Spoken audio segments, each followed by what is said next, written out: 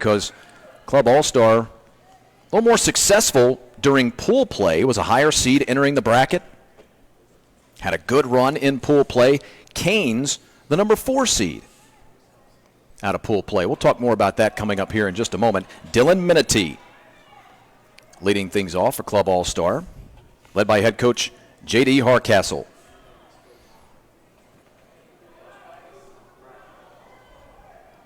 Kick and fire from Mobley. Lashed into center field for a base hit. Leadoff man aboard to start the ball game. Yeah, Mobley showed signs, maybe a little nerves to start off with. He fell behind 3-0, throws a strike there. Hitter setting dead red in that situation, and Mobley had no choice but to come right down the middle with him. And at this level, these kids, they'll give them a couple pitches, time up these fastballs, and they'll do some damage. So the key is for these pitchers from this point forward, even the 11U and the 13U that we got earlier, they're going to have to throw strikes early in the count to kind of dictate the game.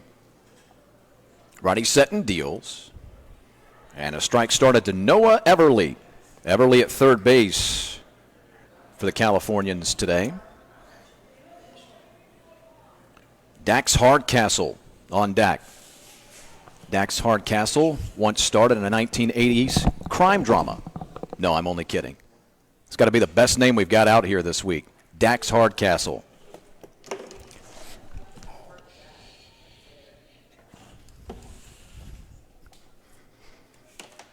Tanner Grove in the hole if anyone else reaches.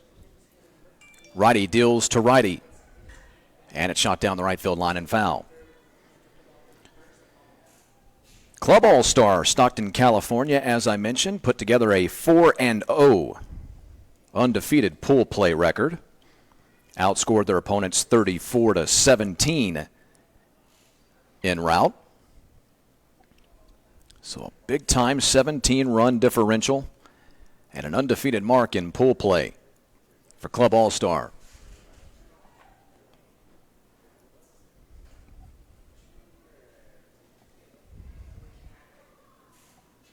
Everly will have to battle from an 0-2 hole.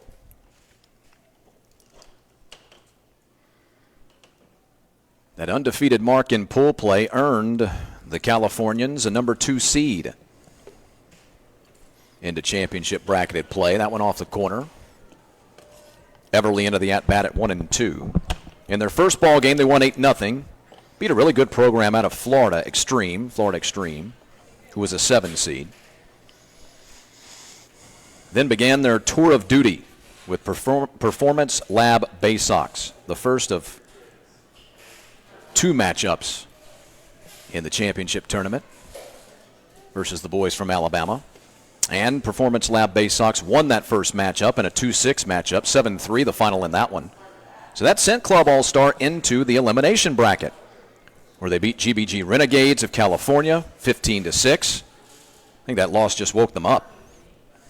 They beat the East Cobb Astros Orange by a run. This one shot into right field, going to fall in for a base hit. Rounding the second base bag is Minity. He'll head into third quite easily, and they're at the corners to start the ball game for Club All-Star. Good piece of hitting there by Everly. Yeah, just like that, we've got back-to-back singles to start the game.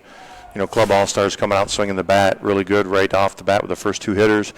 And great base running here and going first to third on the base hit. And now they're set up here for a big inning here.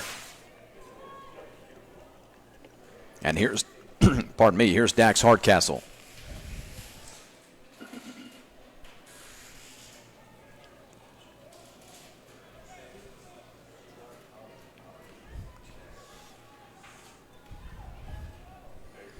Second baseman. We'll have to wait another moment. Club All-Star, let's continue along that road after taking out GBG Renegades, and they're also from California in their first elimination bracket ball game. They then knocked off the number 1 seed. Of course, deciding who the number 1 seed was kind of push after pool play here, wasn't it? Both of those teams were so very good. Club All-Star and the East Cobb Astros. Too bad that number 1 and number 2 had to meet in an elimination ball game, but that's just the way it goes. 8-7, dramatic win by Club All-Star. And they got another shot this morning against Performance Lab Bay Sox. Came away with a 7-5 win. Swing and a miss by Hardcastle. Yeah, that game with the East Cobb Astros, what an exciting game that was. I caught the tail end of that, and East Cobb had a one-run lead going into the bottom of the sixth, and a young man hit a home run to tie it, and then a walk-off single a couple of batters later, and propelled them further into the tournament here. That was an exciting game to watch. Runner breaking. A stolen base quite easily. Can we have catcher's indifference here in travel baseball? Yeah, you can, but it's it's not called very often. It's not called very often. Mobley seems just nerves, I think, is kind of setting in here with him a little bit. He's kind of rushing to the plate here. You see he flies open a little bit, drags the arm through, which causes everything is going inside on the right-hand batters.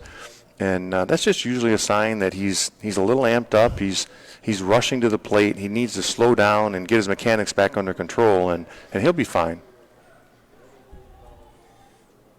Hardcastle a chance at 2 RBI. Waits for a 2-1. Now 2-2. So again, I mentioned Club All-Stars 4-0 in pool play. 34-17 they outscored their opponents. So far in championship play, bracketed play if you prefer, outscored their opponents 41-25. Ground ball headed up the middle. Stopped it short, knocked it down, have a shot at first. Oh, and the throw's a little bit errant. Hardcastle going to reach the base pads, head for the second base bag. 2 runs have scored, and first blood has been drawn by Club All-Star in the 12U National Championship. Yeah, it's just a bad break here. Ground ball back up the middle. Shortstop moves his feet pretty well, gets a nice kick right to him, bobbles it, but the young man still had plenty of time to make the play, but 12-year-old's clock inside his head, yep. I think he moves a little bit faster than a Major League Baseball player. He felt he had to rush it because of the bobble, and ends up throwing it away. And that's common at this age. You see these kids, they just haven't learned to manage that internal clock in their head yet. It all comes with time and age. With age comes wisdom, right? Ain't that the old analogy? Wisdom makes all the difference here. The experience. We saw it in the 10U championship. Pitcher with a throwaway that was key in that ball game. Rushed that play as well. Yep. Tanner Grove now the batter, the first baseman for the men from California.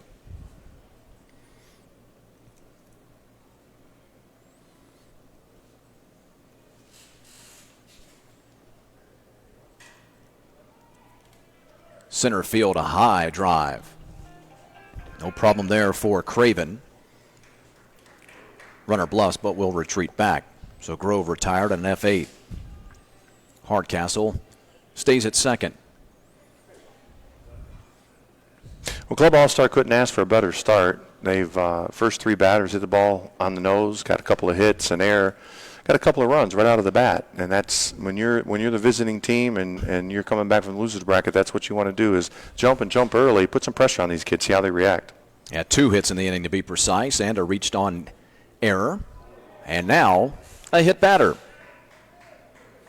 Again, what we talked about with Mobley, he's rushing to the plate. His arm side's dragging a little bit, and it's causing those pitches to go that way. Sam Kane hit by a pitch in the lineup as the EH today. That a breaking ball or a curve ball that did neither. Kind of came out flat and floated on him. Archer Horn, the shortstop, to the plate now. Left-handed hitter. They got a few lefties in the lineup to match up against Mobley. Defensive setup for the Canes, by the way. Let's get into it. It's Black, Craven, and Humphreys in the outfield. That's left to right. Black, Craven, and Humphreys. On the infield from third to first, it's Barry, Cox, Shields, and Elrod. Again, around the horn, Barry, Cox, Shields, and Elrod. Holsey behind the plate, receiving the peel from Mobley.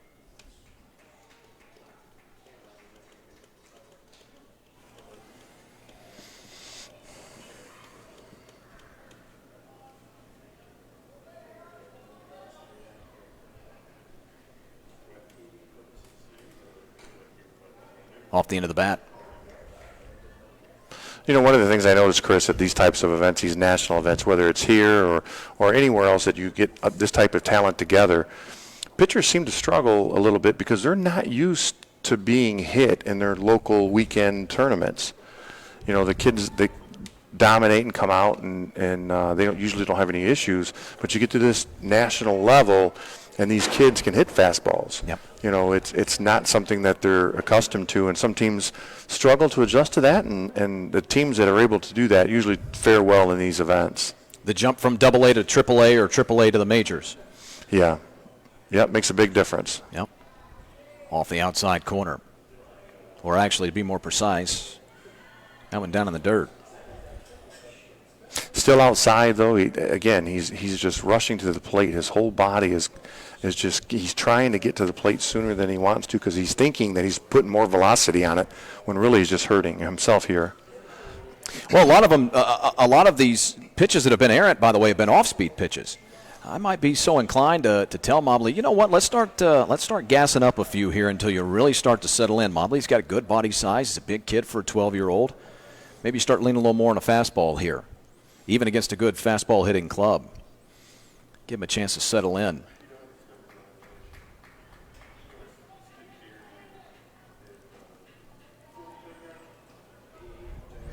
He's showing a little signs of frustration there a little bit. And, as a coach, when you see that, you start to express some concerns. And I mean, it's a hot day. These kids have played a lot of ball this week. Holsey framed that last pitch off the outside corner for a good 5-second count. Swing and a miss. Archer Horn is down on strikes. So 2 men out, 1 man on. And here's Jordan Walszewski.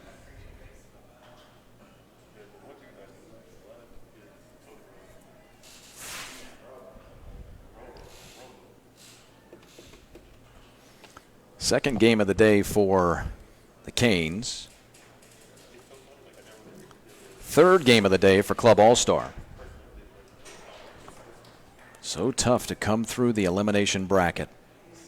Then can you imagine if they're able to win this one and force a second championship game?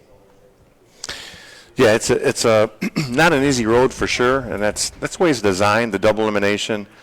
When we put all this together, coaches love the format of double elimination because if they have just one misstep or they run into a lights-out pitcher, it doesn't really end their week, right? So they have a chance to go down, battle their way back, and still be able to play. Now, I can tell you this. All coaches love the double elimination format until they drop down into the loser's bracket format, and they have to end up playing 9 games in a week. Then they don't like it so much. Max Medina to the plate now. Medina, the fleet-footed center fielder for Club All-Star. It was a big moment early in this ball game with the bases loaded and 2 men gone. And Mobley with a bit of a wild pitch. Now we'll see where you'd want to score that one precisely. It was a wild pitch, but I think it did kick off the glove of the catcher, Holsey, one way or another. We'll split the hairs later, but a good job by Holsey to pop up. Keep that ball from getting away. I think Mobley did exactly what you said. He went with his fastball, just missed his spot, and Holsey wasn't able to react in time. Left side and foul. At this stage in the game, you got bases loaded, 2 runs are in. Mobley's just got to come here with a fastball. If he gets beat with it, he gets beat with it. But you can't nitpick here. You have the bases loaded. Yeah. That 3rd run right here can be huge. What's your best pitch? Off the corner. 2-1. Well, I see Halsey back there. He's working hard, didn't he? Yeah. Boy, he's trying to get that frame for that umpire, and he's doing his job here, trying to help out his pitcher. 2-1.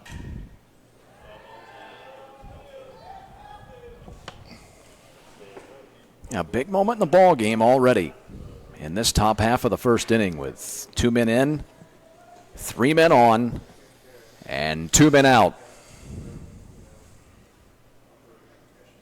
Mobley set in the 2-2. Off the outside corner. Went back to the fastball. I got a feeling you're going to see a fastball here again. The runner's going to be off of the pitch, bases loaded, 2 outs. And, big pitch right here. He's going to come with a fastball. He does, and he jams him, pops it up on the infield. Go! First and second baseman come together.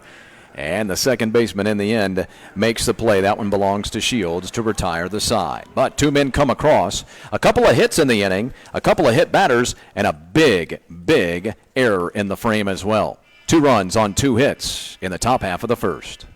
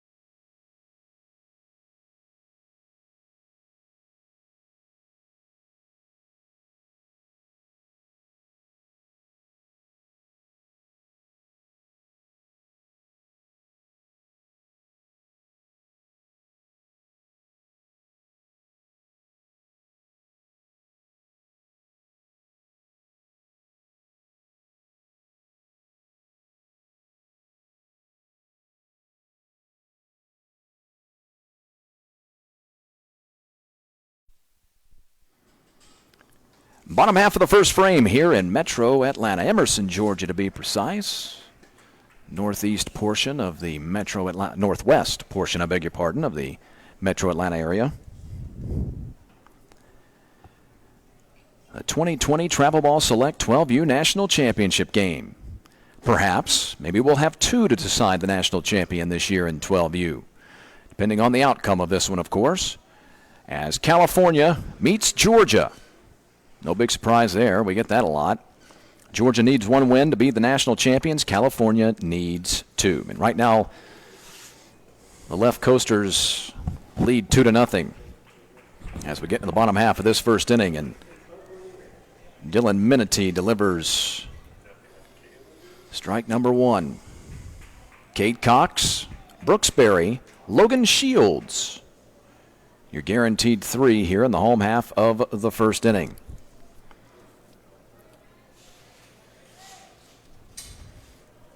See how the Canes are going to respond here. Bottom of the first, and see if they've got an answer.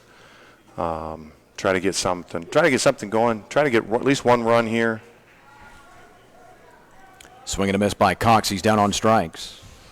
Nice little change up there from the pitcher there. Got him out on the front foot.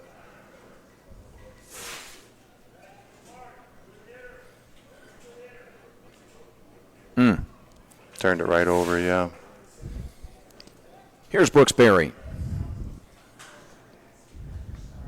Well, what a contrast you already see in the 2 innings, right? I mean, Mobley comes out with a little wild, walks a few kids, and this one's going right out. First 3 men reached in the first frame for the Stocktonians. Canes finished at 2-1 inside of pool play, unable to play a ball game due to weather. I hate to even bring that up with Rick sitting next to me because he hates when teams don't get to play all their games. Yeah, I do. Contrary to what a lot of people believe, Which people? Yeah. Yeah, it's call them all out, Rick. No, I'm only kidding. Yeah. No, I know. Weather's never good for anybody, and it's especially challenging in an event like this, and we've had to deal with it all week. Third baseman 1-2 count. Yeah, the Canes finished at 2-1 inside of pool play. Outscored their opponents 28-14. 28-14.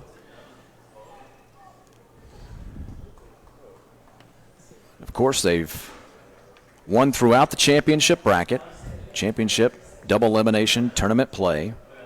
3 wins. So now 5-1 overall during the week. And through tournament play, outscored their opponents 23-17. Good number. Not a dominating number, and they have won some close ball games, too, by the way. Rocketed into right field. That one going to fall in for a base hit for Berry. Brooks Berry with the first hit of the ball game for Canes.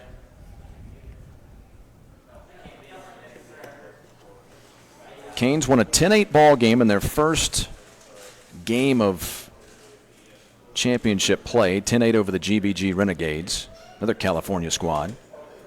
Then a 7-4 victory over the East Cobb Astros, Orange, the number 1 seed. Here's Logan Shields. Shields started with a strike. And then here this morning, many of us were standing by the windows in the press box up here, riveted by the affair between Canes and the Performance Lab Bay Sox. Did they get him? Yes, sir, they did. Oh, my. Berry has picked off the first base bag.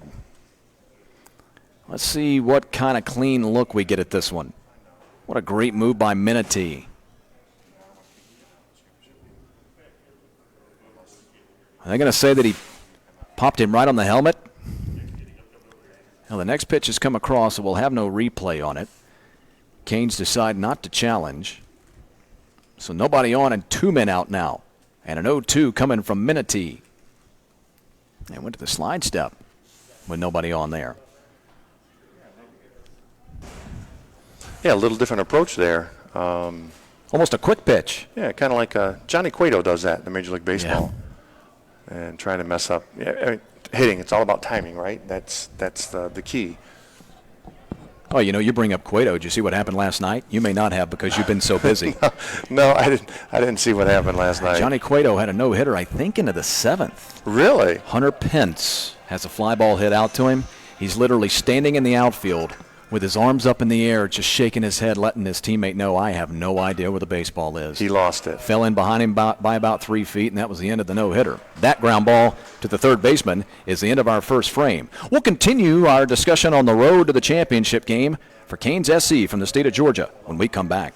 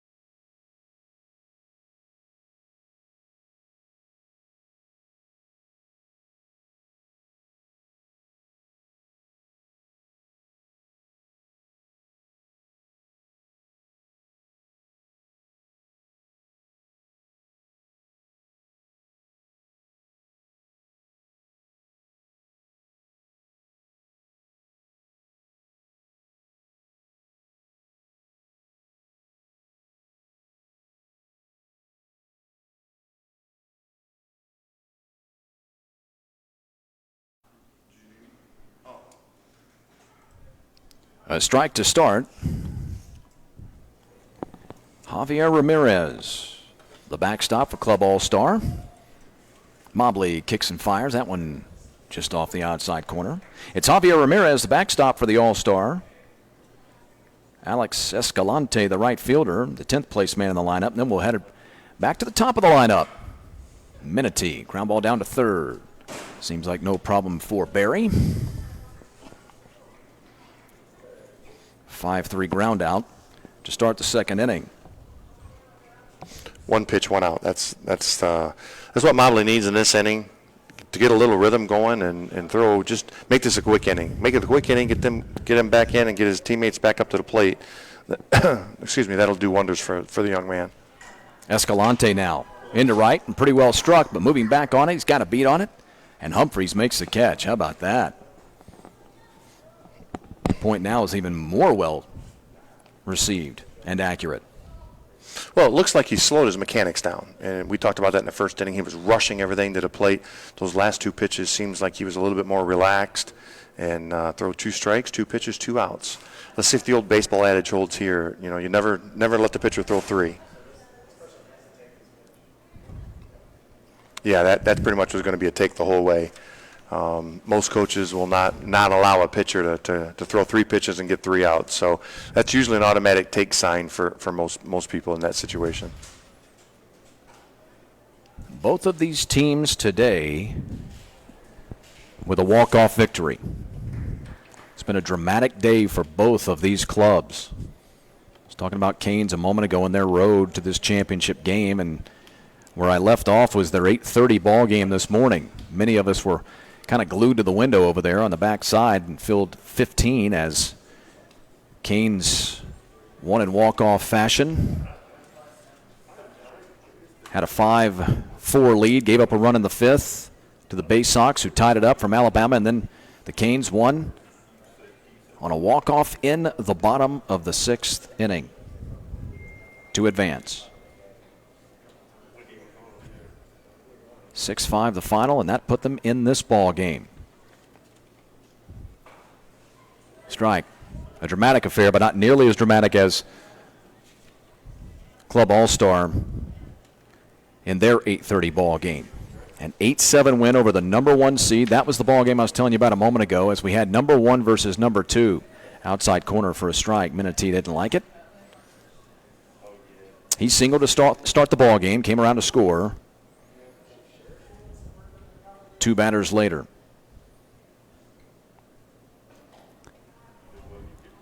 There's ball 4.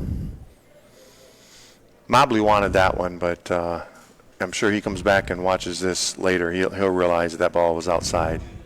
A good call by the umpire there. All-Stars had a 4-2 lead entering the 4th inning in the matchup of number 1 versus number 2 in the elimination bracket. Club All-Star, I beg your pardon, had a 4-2 lead. Here's Noah Everly. Everly singled, stole a base, and scored in the 1st. That one in the dirt. Holsey will have to give chase, and the runner moves up. But that 4-2 lead evaporated in the 4th and the 5th inning. 5 consecutive runs in the 4th and 5th by the Astros. They owned a 7-4 lead. Then came the bottom of the 5th and the bottom of the 6th. Club All-Star from California scored 2 in the 5th and then 2 in the 6th to walk off to the victory. Keep their season alive. They went on to win another ball game, and now here they are in the championship. And what a bottom of the 6th inning that was. They're watching that ball game, Rick. Solo home run to tie the ball game from Sam Cain. Right. Then got a double out of Logan Shields. And then a game-winning base hit from Max Medina. There's a strike. Yeah, and at this level, you can't relax just for 1 minute. Yep. I mean, it's 250-foot fences here. The way these boys are, we're actually considering moving the fences back for the 12Us next year. Speaking to of even which, further distance. That was a screamer, I beg your pardon, into center field, but Craven played it well, and that'll be the end of the inning.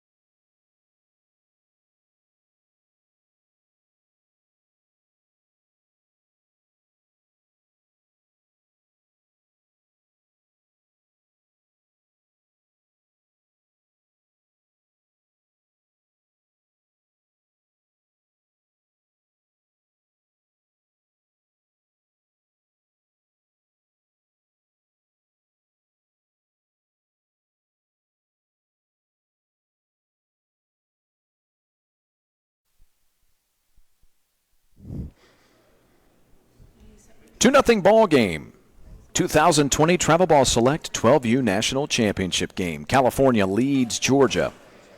Here on Facebook Live. Thanks for joining us, everybody.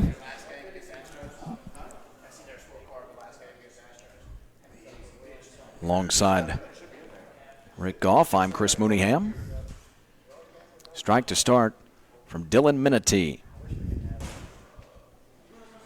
Be Nolan Elrod, Ty Mobley, Neelan Holsey.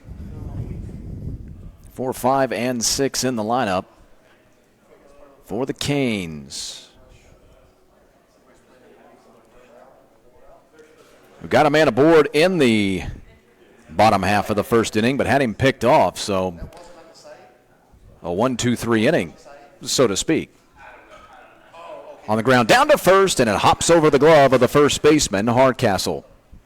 Oh, I'm sorry, Hardcastle's the second baseman. Let's check that. It hops over the first baseman, Grove.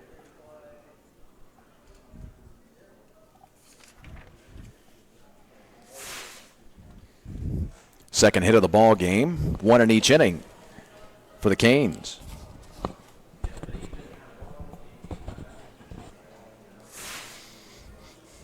Elrod really had to work to force that one into right field. That was a high fastball, right at the letters, maybe even above. It was almost neck level. He was still able to roll over it and pull it into right field and over the first baseman's glove. Here's Mobley.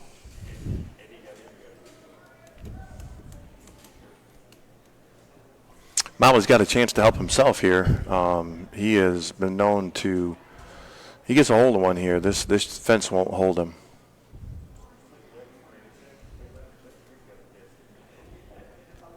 He might be a guy who rides on emotion. He's been demonstrative, to say the least, through his first 2 trips to the mound. Maybe this would, if he could do something positive offensively, kind of buoy his spirits a little more. Yeah, and we've talked before, momentum is key. And, he does something positive here, goes out to the mound, he's going to be a totally different kid out there.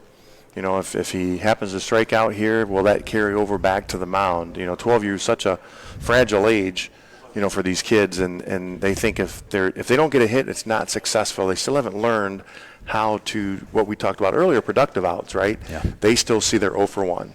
That's all they see. They don't see the good things that might come out of an 0 for 1. Swing and a miss. Ball and 2 strikes.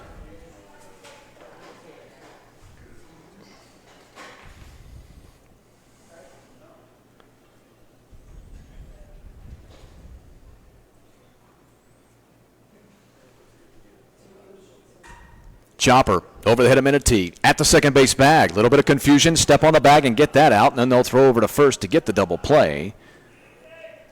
Good hustle by both men, but we'll need to work on that communication. Let's take another look, Rick. Yeah, ground ball right back over the mound, right to the bag. I mean, this couldn't have been any better for the team from Club All-Star. They get a routine ground. It turns into a routine ground ball double play. Almost turned disastrous, so the lack of communication there between the second baseman and the shortstop almost cost him. That one took off on Minity a little bit. Fans, want to remind you we're broadcasting live from Lake Point Sports Complex in Atlanta, Georgia. Lake Point Sports, a premier youth sports destination in the country, where the top baseball players from around America come to play on their 8 all-turf, major league-sized baseball fields with state-of-the-art live streaming and video on-demand technology. Learn more about this beautiful 1,300-acre campus at lakepointsports.com. That's lakepointsports.com. Fine hosts for another year here, Rick. Yeah, the people here at Lake Point are just fabulous to work with. We've moved here. This is now our second year here. We feel like we've got a home here, and according to the people at Lake Point and PBR here, we've got a home as long as I want to keep it here, and we enjoy being here. I mean, look at the scenery out in center field. I mean, this is just a great place to hold this event. People can come here and they're just infatuated with how beautiful this park is, and we can sit here and rave about it on air, but it still doesn't do any justice until you get here live and in person. That's absolutely right. Well, this northwest corridor of North Georgia I've been around a little bit, and it's one of my favorite areas in the world. There's so much to do coming up through here. Atlanta not too far. It'd take us, about a half hour to get down to Atlanta? Suburbs, even less. Depends what day of the week it is. Oh, well, yeah, right. No traffic, I mean. And when it gets away, pop up, throw to first. Good play by Javier Ramirez to get out number 3. Second consecutive inning that a man reaches, yet the minimum is faced. 2-0. California leads Georgia on Facebook Live.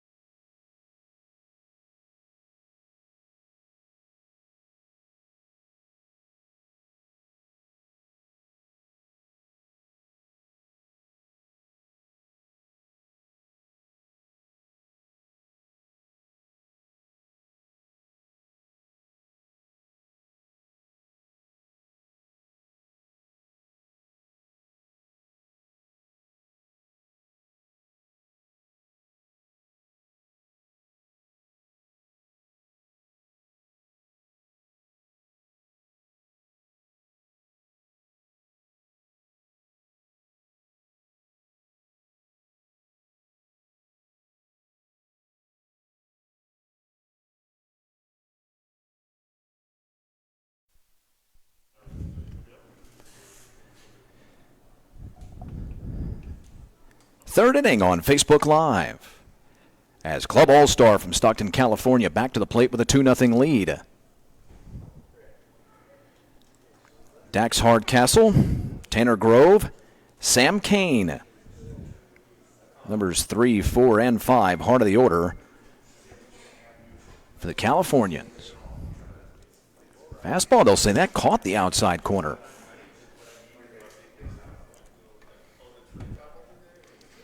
Hardcastle reached on an E6 in the first inning.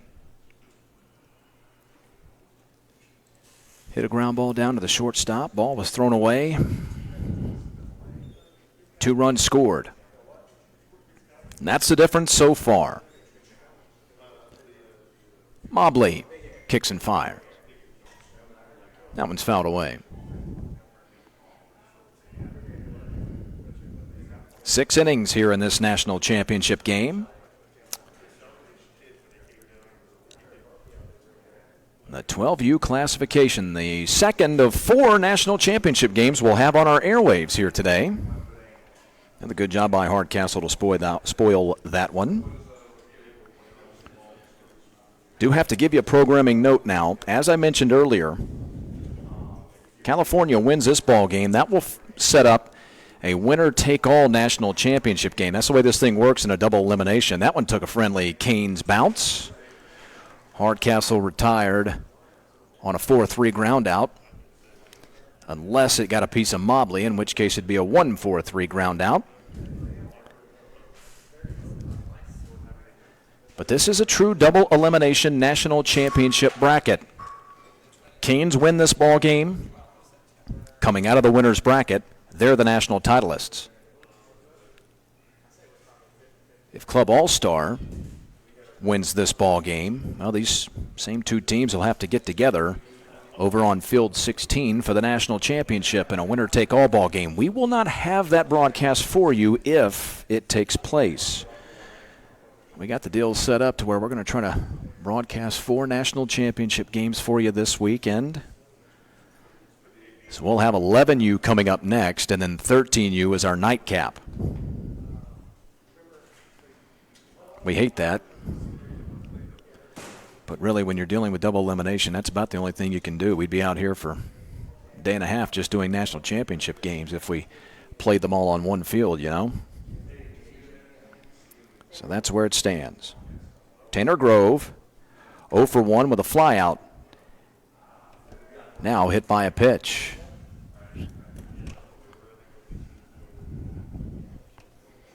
And here's Sam Kane. Speaking of HBPs, that's what happened to Sam Kane in his first plate appearance of the ball game in the first. There's a replay of Grove getting plunked. I mentioned that ball game a little bit earlier. The morning game. This one shot on the right. That going to be a fair ball down into the corner. Kane has himself an extra base hit. Rounding the second base bag and now headed for third and being waved to the plate. Relay not made. 3-0. California.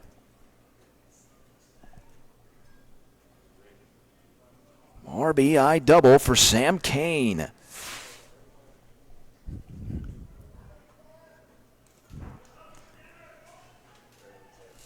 And what's more, that ball was tailing away from the right fielder, Humphreys. And here's Archer Horn, who wanted so badly to offer, yet was able to stay back. Good on you, kid. So Kane, there he is, 9 on your screen at the second base bag. He's the man who hit the home run in the bottom of the 6th inning in that highly touted number 1 versus number 2 ball game that we had here over on, was it field 16, I think? Field 16, and that was a elimination bracket ball game between the number 1 seeded team and the number 2 seeded team. It was a 1-run deficit for Club All-Star going into the bottom of the final inning. Sam Kane came up as the first batter of the inning, and he drilled a solo home run to tie the ball game at 7-7.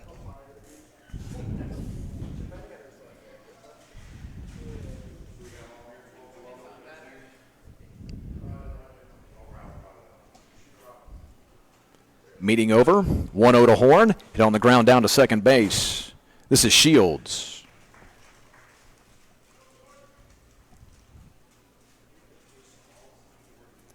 A 4-3 ground out for Horn. He's now 0-for-2 in the ball game, and here's Jordan Wolszewski. Wolszewski hit by a pitch in the first inning.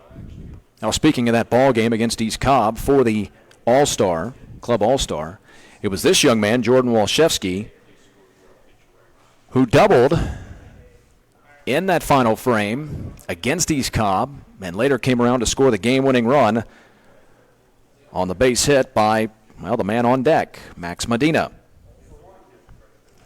That was a dramatic ball game that was being watched by people who had no vested interest in what happened in the ball game. But, you know, word gets around and people find out, well, you got the number 1 team and the number 2 team going at it in an elimination bracket ball game, and so the masses gather. Jordan with a chance at an RBI here. Little cue shot into the bat. Good job making contact, but third baseman going to field and throw. No problem for Barry, and that will be the frame. A run does come across in the third inning, however. An HBP and then an RBI double. Grove and Kane combined for a single run in the third. 3-0.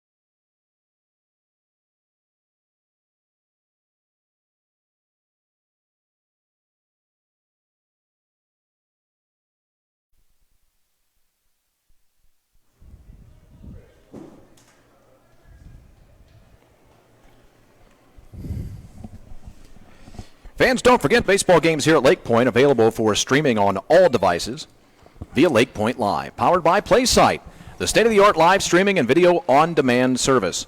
Lake Point Live makes viewing the baseball games and players easy for coaches, scouts, and fans. Jeb Craven, the center fielder, to lead things off. It's the 7, 8, and 9 spots for the Canes. That one into right and pretty well struck. Moving back on it, and one hop in the wall. Escalante comes up with it. Gets it back into the infield and holds Jeb Craven to a double to start the third frame. Craven will surprise you. He's actually eligible to play 11U baseball. He's probably one of the hardest throwing kids on the Canes pitching staff. And as you can see from this angle here, he can swing it pretty well too. That was a gorgeous stroke. Great job of going the opposite way. Leaned into it just enough to get enough of the barrel of the bat on it. Get himself in a scoring position for Aaron Humphreys. Humphreys in right field for the Canes from Carrollton, Georgia. That's where the program is based out of, Carrollton, Georgia, on the west side of the state, right on the Alabama border.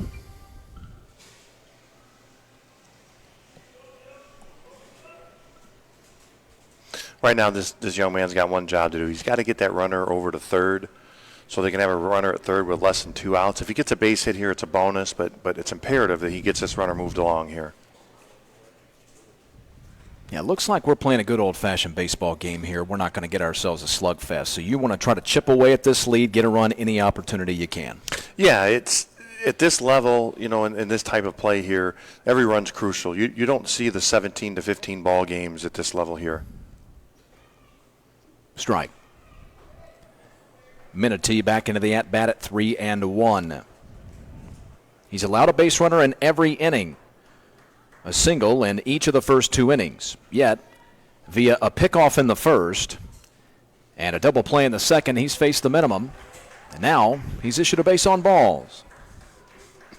So there goes that. Craven and Humphreys reach to start the inning. And here's Dylan Black. Black, the left fielder for Canes, the number 9 hitter. Classic example right here. You had the 7, 8, 9 hitters coming up to, the bottom of the order, so to speak. And sometimes a pitcher has a tendency to kind of relax, kind of let up a little bit, thinking that, the 7, 8, 9 guys are not capable of doing damage as the guys at the top of the order are.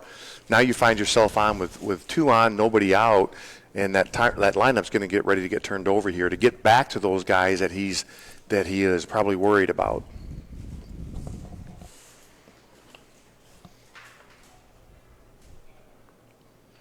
J.D. Hardcastle, the head coach for Club All-Star out of Stockton, California. Message from J.D. there is pretty simple. Hey, listen, let's relax. Let's get back to doing what we do best. Let's get an out here. We got to get the first out here. It's important. I don't care where it comes from. Just make sure we get an out. And that's the message he's giving his young men right now.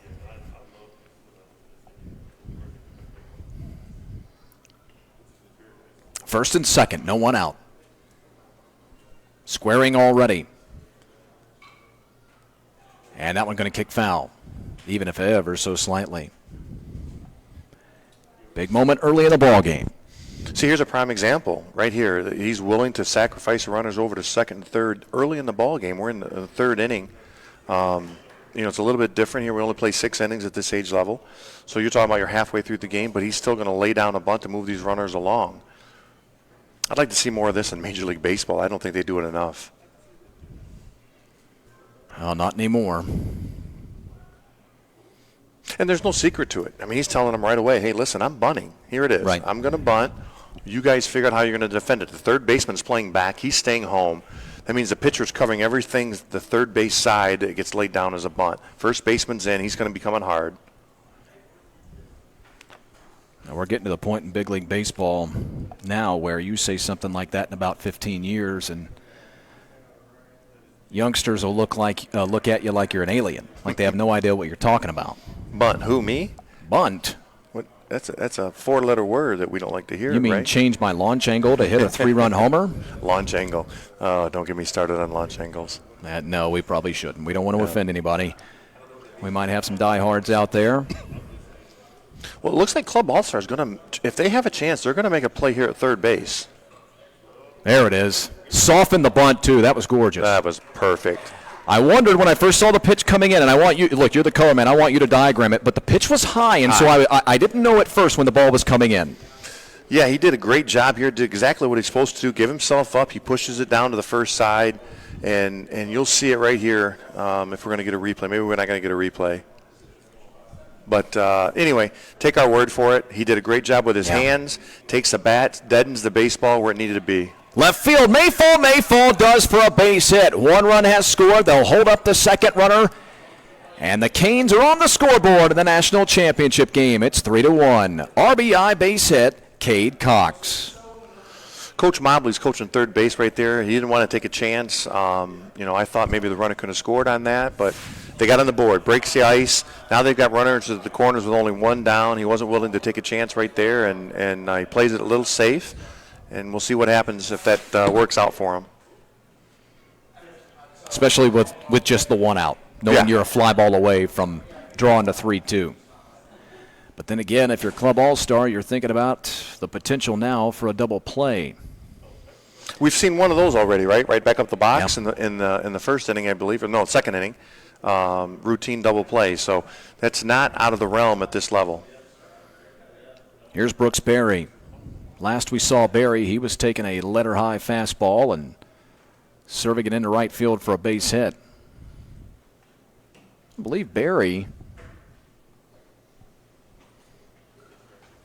Yeah, Berry's a kid who was picked off in the first inning, as a matter of fact, after that base hit.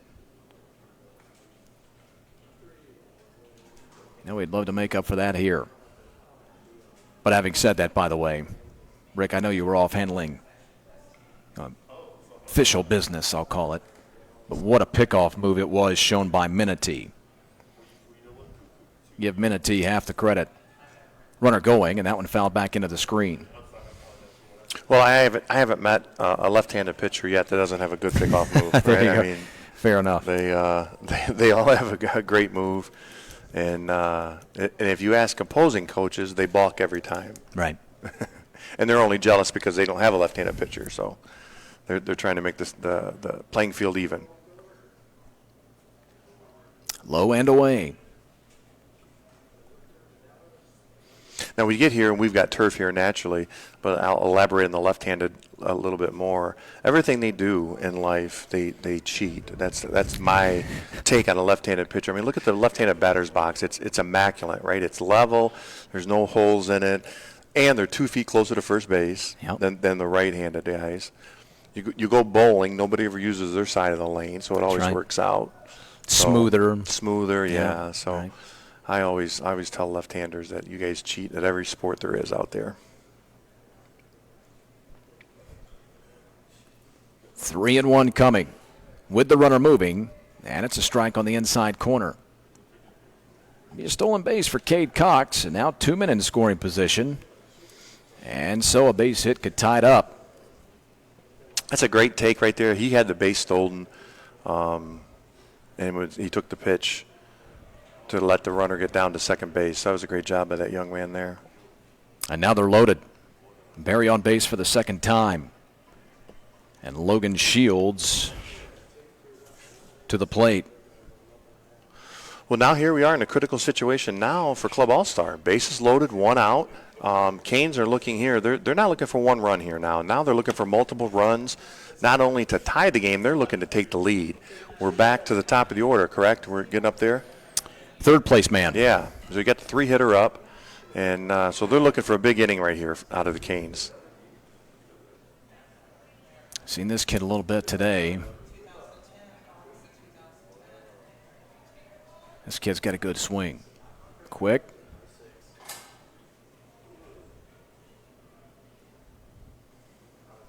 Oh, 1 to him. Fastball stays high. Count run even.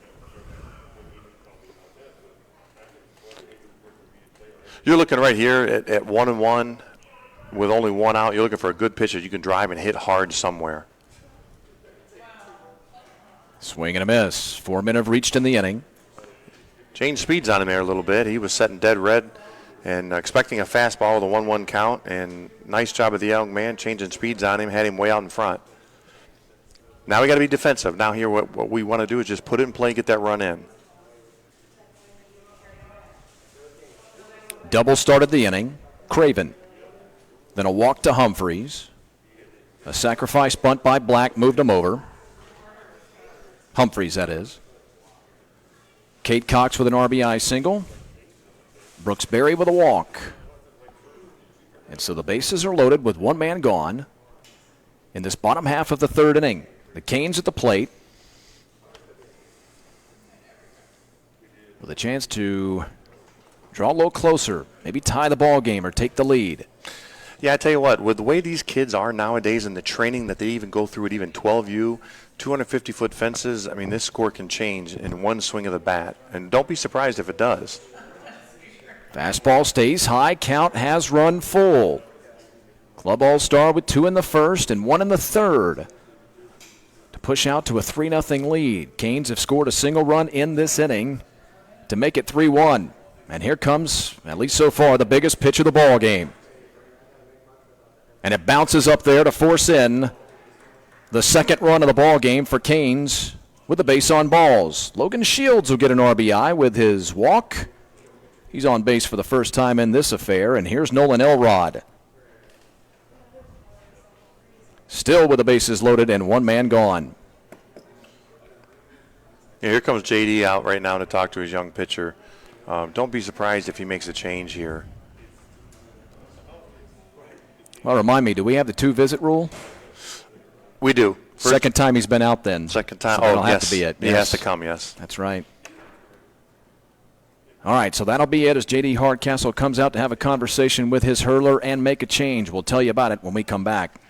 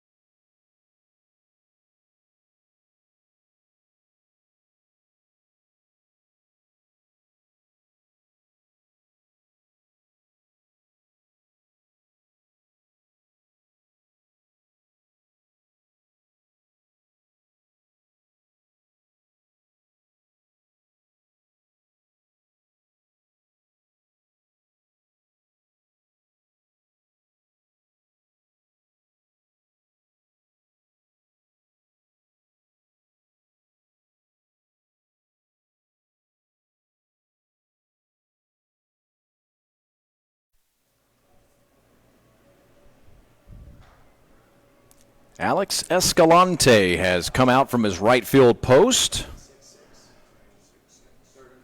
Number 1 has Clyde the Bop to take over for J.D. Hardcastle and the men from Stockton, California.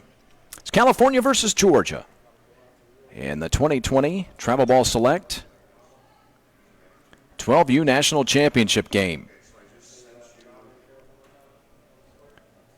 Once a 3-0 lead for California, now down to 3-2, and it's a hairy, hairy situation for Escalante. He checks into the ball game, as you can see on your screen there, with just one man out, and the bases loaded for the Canes of Carrollton, Georgia.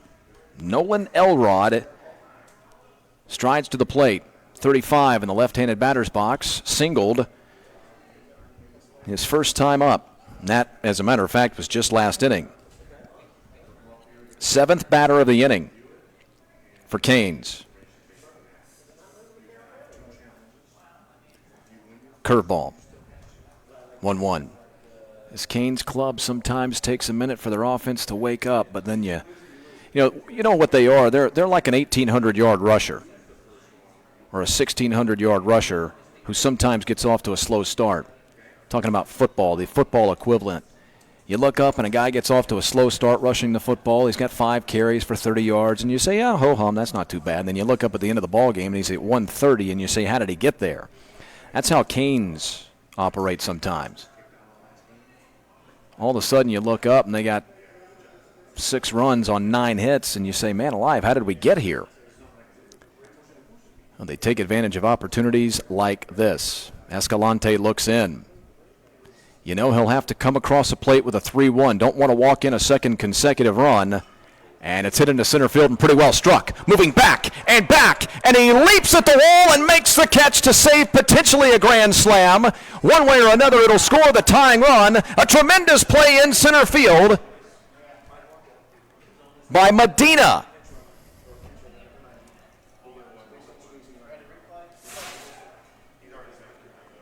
Let's get another look at it on the replay. Elrod nearly with a grand slam. Well, that ball would not have been out of here, but it certainly would have been up against the wall. And Medina made a fine play in center field to make the grab. They're going to appeal over to the third base bag to see if the runner tagged and left early.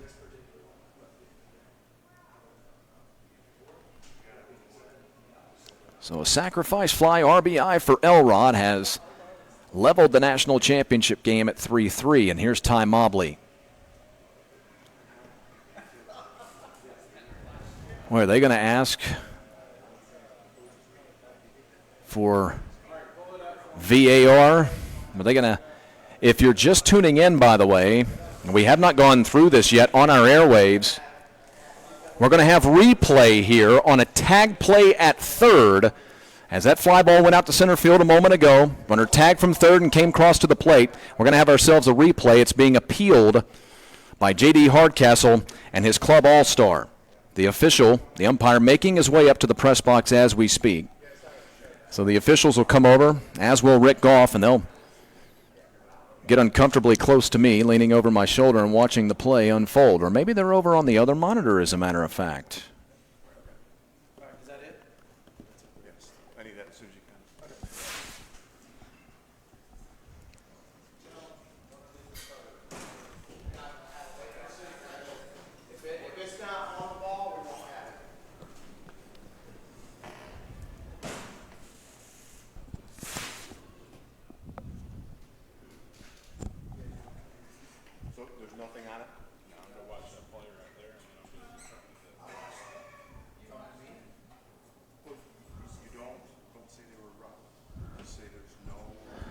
Inconclusive evidence is going to be the call here.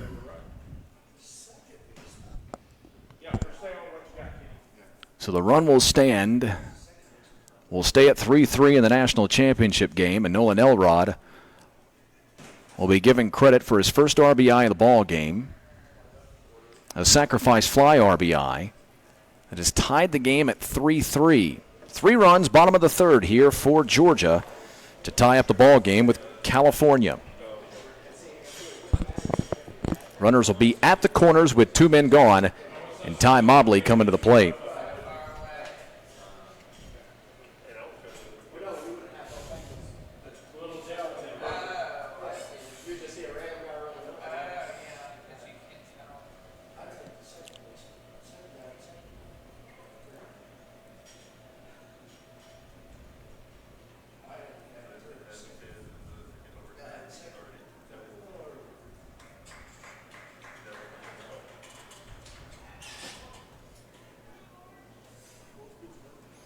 Let's refresh everybody's memory, by the way, Rick, on the replay rules, the video-assisted replay, if you will, for all of our soccer fans out there, the rules on coaches' challenges.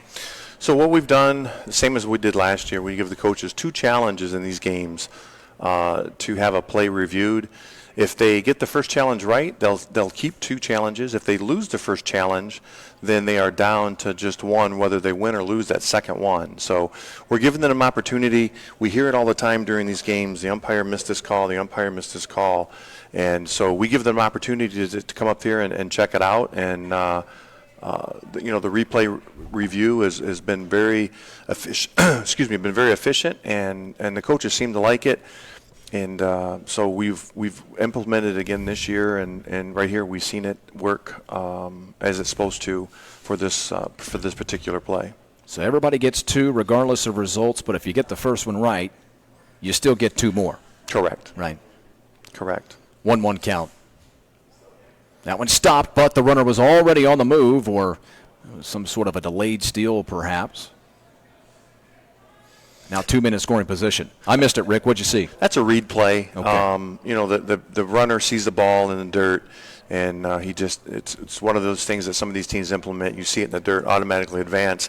If the catcher's able to gather the ball and throw you out, they're going to tip your hat to them and move on. But that's just a read play that a lot of these teams implement. Balls in the dirt and they take off. As Shields, especially with excellent speed. There he is. And in today's day and age, I say the ball's in the dirt, but we have turf on many fields now for these young guys. I thought about changing my vernacular. Ball's in the turf. But you know what? I think everybody knows what I mean. I don't think you need to worry about it. Left center field and deep. That ball's got a chance to get out of here and does.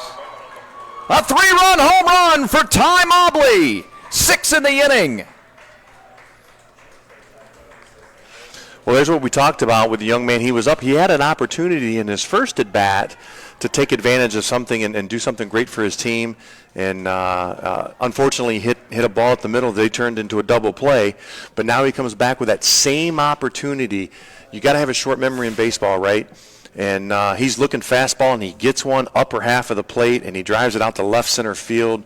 What a tremendous feeling for that young man at that time. And in a game this big, he has got to be on cloud 9 right now. Now the question is, and the key, can he take that back to the mound, that energy, right? Now the adrenaline's flowing, and can he take that to the mound? And if he's able to, it might be a long day for Club All-Star from this point forward. Makes a difference at this age group. To be this young, momentum is a real tangible thing for these kids. Not like Major League Baseball, where momentum can be fleeting. Here's Nealon Holsey.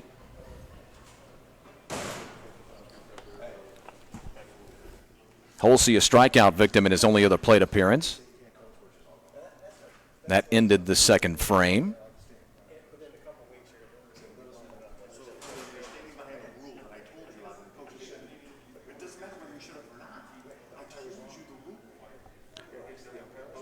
It's been a tough inning for Alex Escalante. Not all of the runs are charged to Escalante, of course.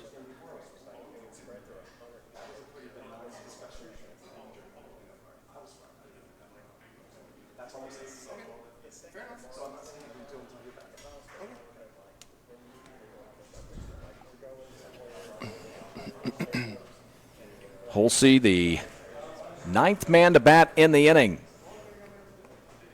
Everyone to the plate in the home half of this 3rd inning. I was talking about it a moment ago. You look up all of a sudden, Canes is a type of team that you think to yourself, how in the world did they get to this run total? They're kind of lulling us to sleep. And then all of a sudden they explode for runs, and you look up and I joked a moment ago, you look up and they got 6 runs on 8 hits. Well, it's not quite that, but they do have 6 runs on 5 hits. Only 6 men to the plate in the first and second innings combined. 3 in each inning. And now, Holsey, the 9th man to come striding to the plate in this 3rd.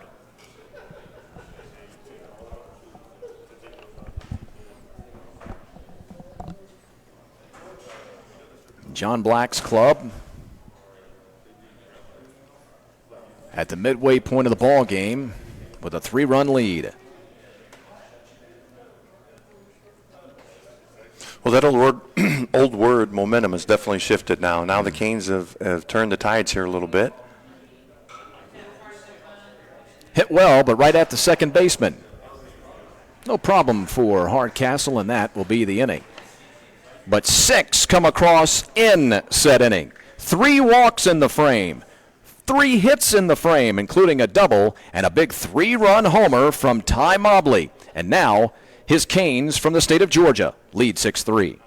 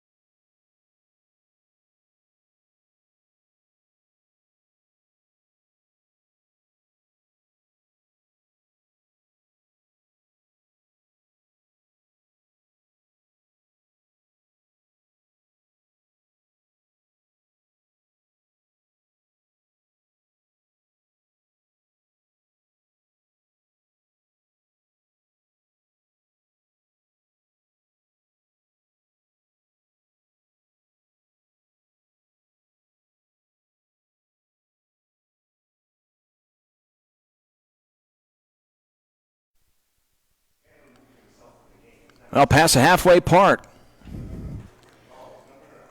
of the 2020 Travel Ball Select 12U National Championship game. We're into the back half of the ball game now as we make our way to the top of the fourth.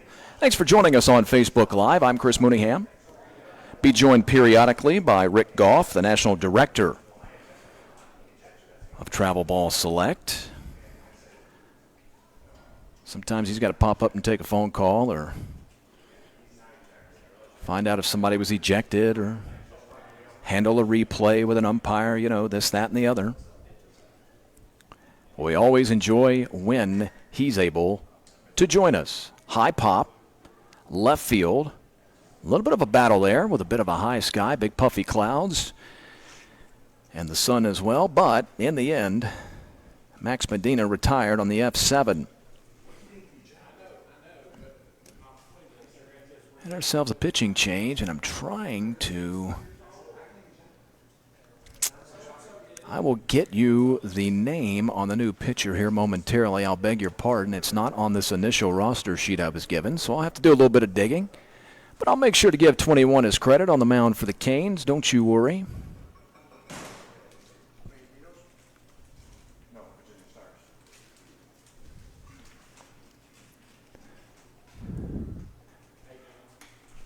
Right now, 21 facing Javier Ramirez, the catcher for Club All-Star. 0 for 1 in the ball game with a 5-3 ground out. There we go.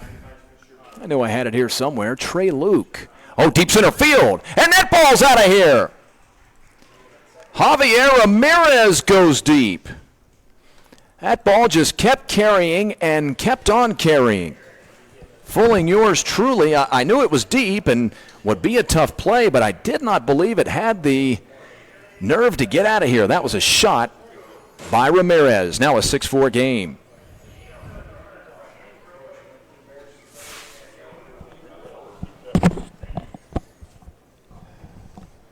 Yeah, look at that. That ball just kept on carrying.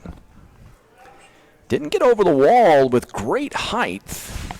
I'll tell you, if Jeb Craven is playing a little deeper and thereby had been able to get to the center field wall a little sooner. Craven, not a tall kid. Don't know if he would have had an effort at it, but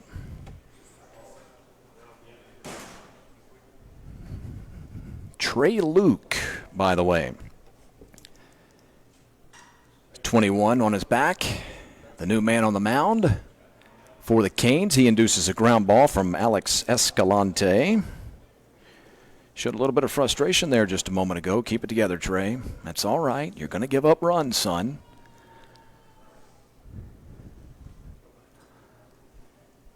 The key again, as we always talk about when it comes to championship play here, and we talk about youth baseballs, don't give up the runs. AAU basketball, they tell you, don't give up a double-digit run. You give up an 8-0 run, that's fine. Don't give up a 12-0 run. An 18-2 run, things like that. Football, don't give up back-to-back touchdowns. In baseball, don't give up a crooked number. Back to the top of the order, and Dylan Minity now.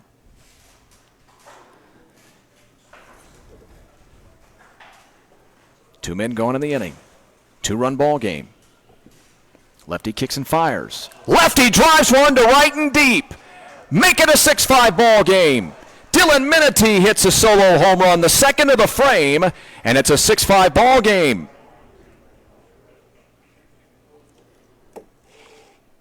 You talk about dropping the head of the bat on a low pitch.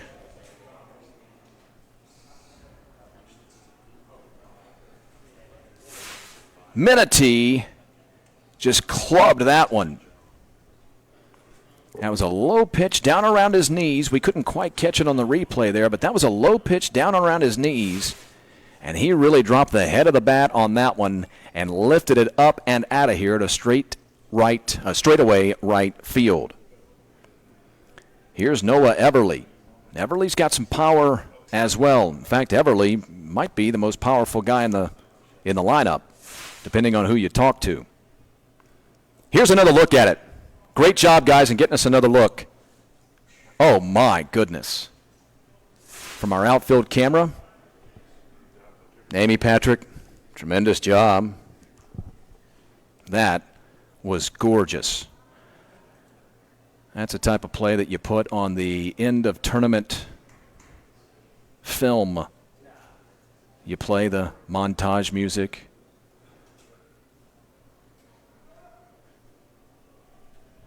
I was about to sing, but I won't. Everly singled in the first, swiped the base, and scored a run. He was a flyout victim in the second. By the way, Minity with that solo home run now been on base 3 times in the affair.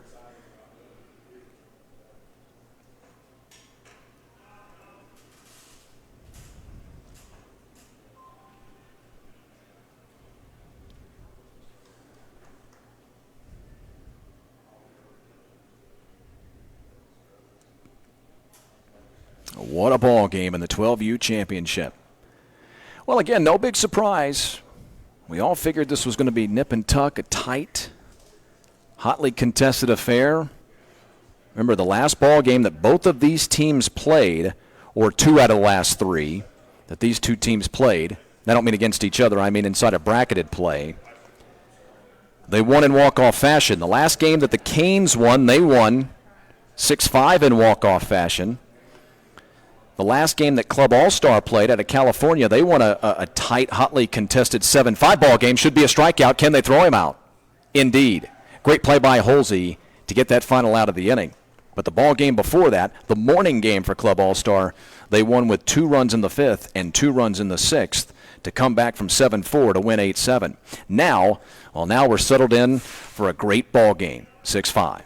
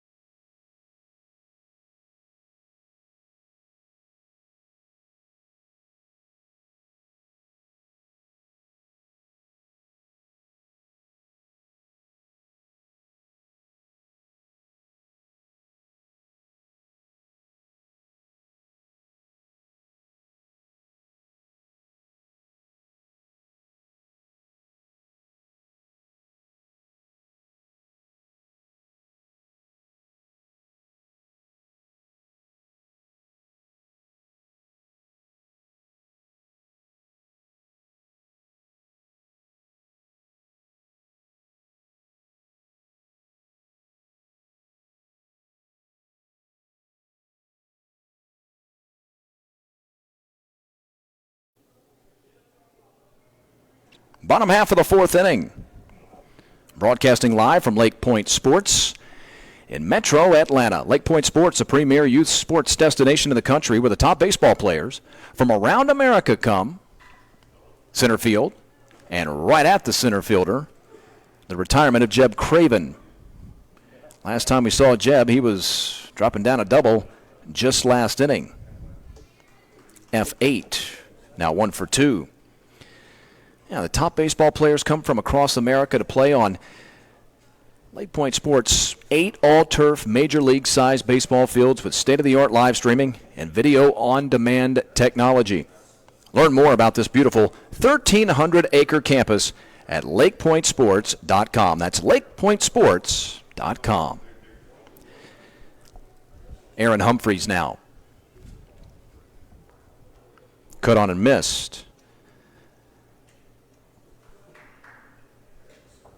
By the right fielder for Canes.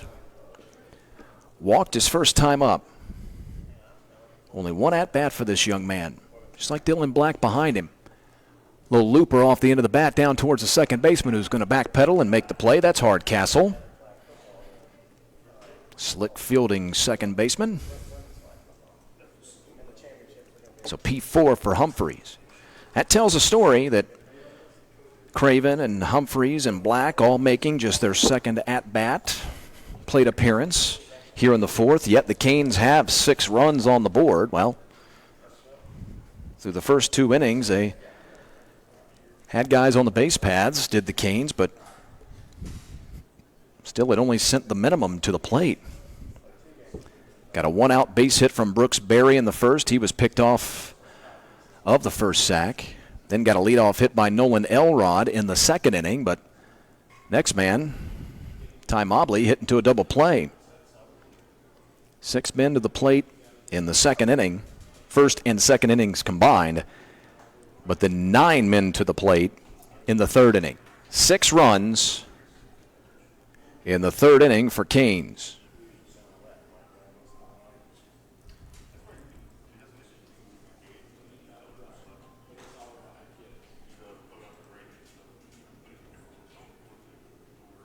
They had 3 runs in the 3 hits in the third, I beg your pardon.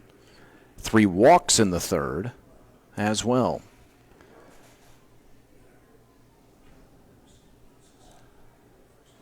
Swing and a miss. 2-2 count. One of the walks with the bases loaded. Got an RBI single from Cade Cox. Of course, the biggest blows, Jed Craven's leadoff double. And then at the end of the inning, the 3-run home run from Ty Mobley for runs 4, 5, and 6. Full count now on Dylan Black. Sacrifice bunt on Black's ledger. Last inning. There were 2 men on and 1 man out.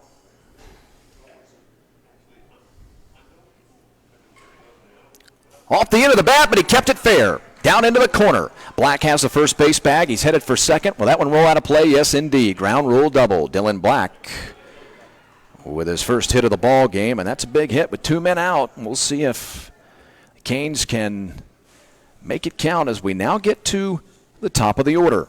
Cade Cox. Now watch this ball nearly on the end of the bat. How about that? Kept his hands back just enough, even though he caught it towards the tail end of the bat. Just inside the bag and just out of the reach of the extended right hand of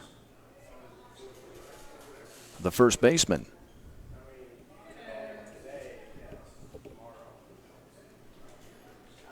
Cox a 1 for 2 days so far.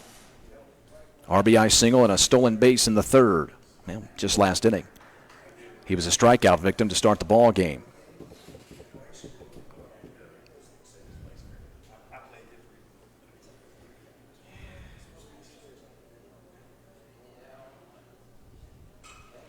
Center field and pretty well struck. Moving back on it, but making the catch is Medina for out number 3. 2-out double. Canes can't do anything with it. They'll still hold on to a 1-run lead as we make our way to the 5th.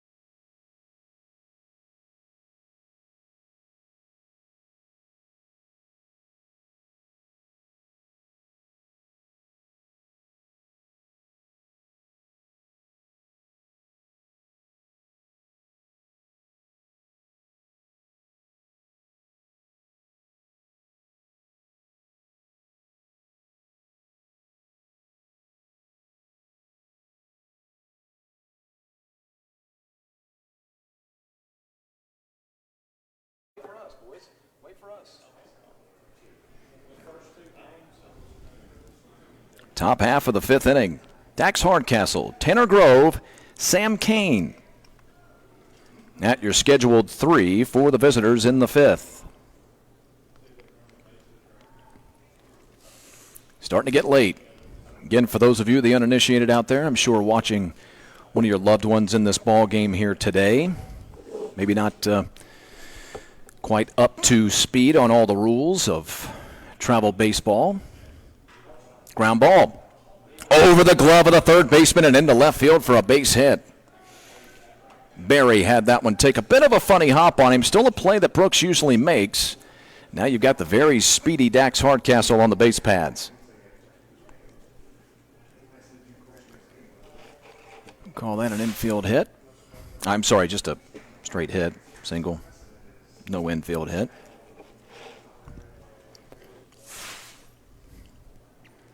Here's Tanner Grove. Back to the point I was making, however, this fifth inning now, remember, we're only scheduled to play 6 innings in the 12U National Championship. So basically the Canes, with their 1-run lead, they are 6 outs away from the national title.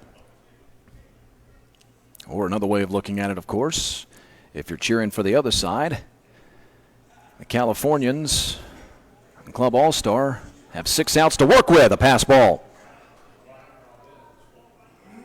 Hardcastle moves over to second base in scoring position, the potential tying run.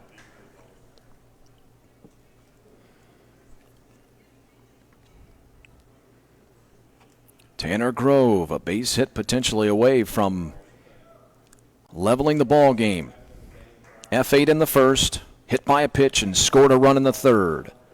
And the 1-0 to him stays high.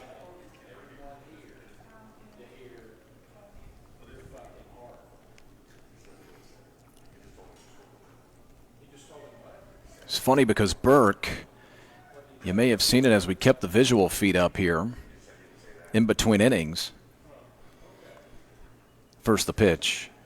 Trey Burke ran out to the mound and was towing the rubber before all of the defensive players from Club All-Star had made it off the field. That's how ready Trey Burke was to get out onto the field. Or Trey Luke. Strike. Beg your pardon, Trey.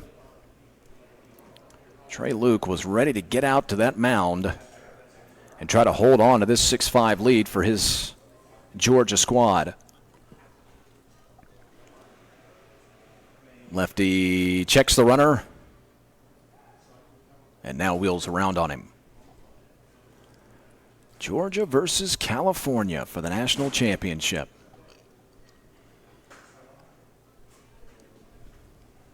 Two of the hotbeds. Swing and a miss. Counts run even at 2-2.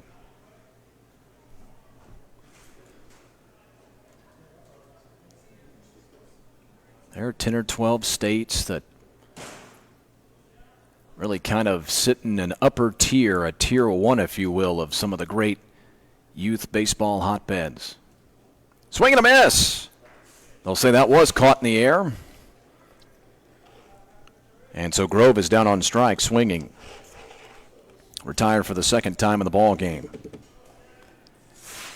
California and Georgia, no question, two of the greatest. The others have been represented here this week across the myriad age groups. Sam Kane now. Florida, Texas, Ohio, Virginia, for baseball especially. Sam Kane hit by a pitch in the first inning, an RBI double in the third.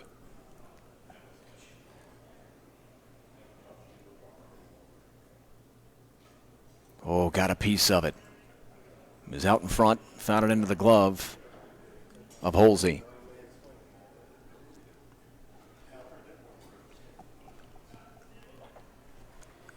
You're watching Travel Ball Selects National Championships on Facebook Live. One out. Luke's 1-1. Sweeps outside. Having a little bit of trouble with his off-speed stuff.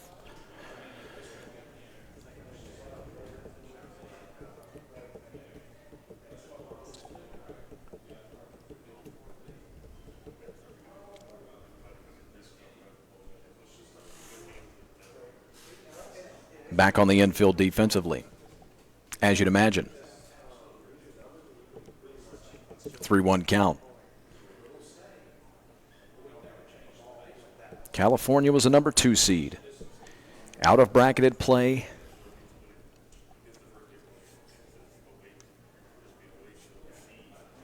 I'm sorry, out of pool play. And then into the championship bracket as a number 2 seed.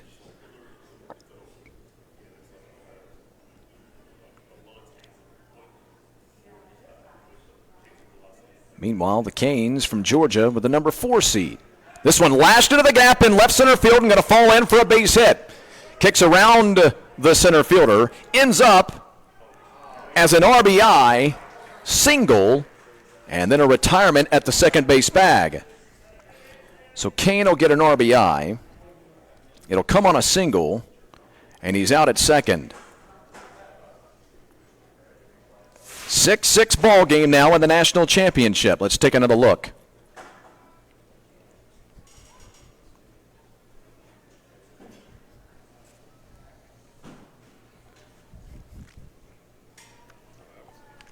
Dead to rights.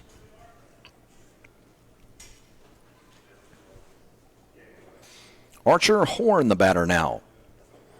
That's the third time on the base paths for Kane. However fleeting it may have been. His second hit of the ball game and his second RBI. A strike to start Horn. Archer a strikeout victim in the first, and he grounded out to the second baseman in the third.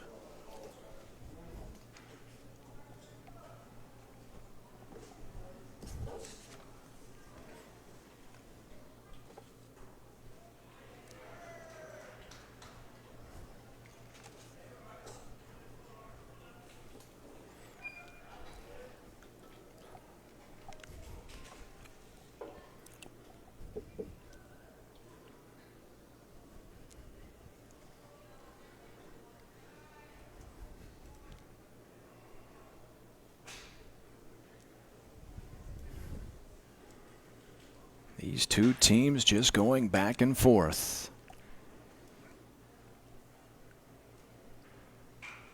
Ground ball. Kicks foul. There were 10 teams that participated in this 12U classification. Georgia, Florida, Alabama, another great hotbed. California, of course. We end up with Georgia and California for the title. 2-2. Make it 3-2. This is the second of 4 national championship games that we'll have here on Facebook Live versus via Travelball Select. The 11U classification coming up next. About 20 minutes or so after the completion of this ball game, if you want to check it out. 2-out walk.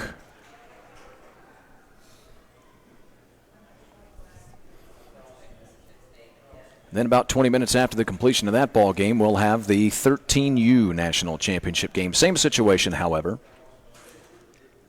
Double elimination. So it might end up being the national title game, might not. Here's Walshevsky. Jordan started with a strike. Left fielder hit by a pitch in the first inning. Grounded out 5-3. Retired by the third baseman to end the third.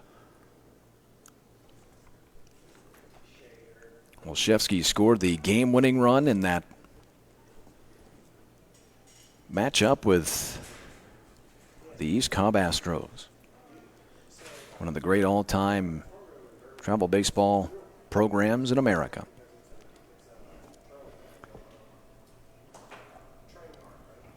Swing and a miss. Had him out in front.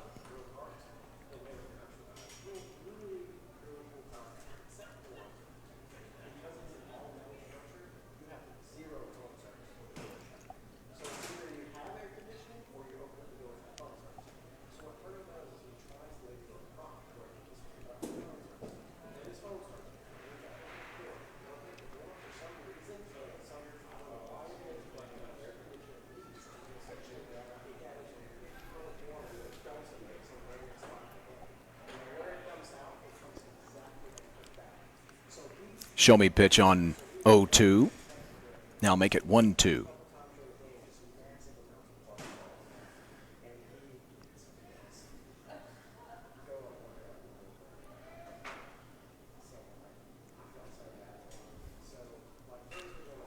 Ground ball at short. Stay with it. Throw across. Inning over.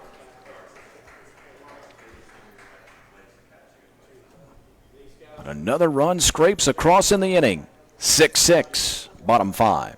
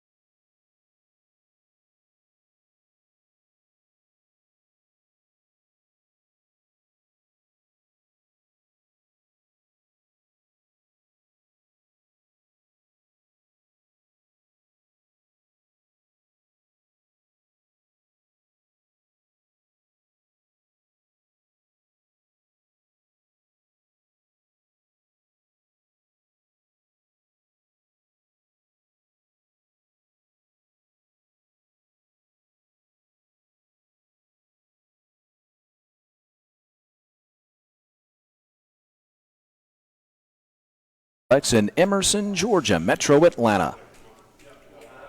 Thanks for joining us for Travel Ball Select on Facebook Live. Escalante kicks and fires. Alex Escalante now in a brand new situation with a tie ball game. Got a chance to get himself a win as far as decisions go in the national title game. Brooks Berry to start. Brooks Berry's father, head coach at Tennessee Wesleyan. Berry a single and a walk. First and third innings. High fly to left. Pretty well struck. They had him played to pull, so a great job by the left fielder to work his way over. Wolszewski makes the play. F7 in the scorecard.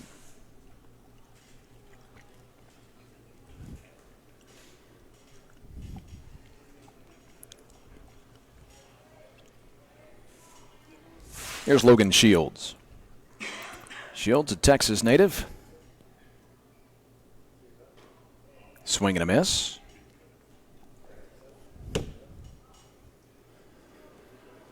Ground out 5-3 to the third baseman. Tested him and lost that battle. That ended the first frame. He was the man who walked in the third with the bases loaded, forcing in a run.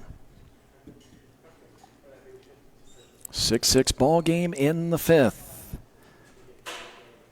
Canes trying to score a run and then get 3 outs and win the national title. Now they'll have to do it with 2 men out.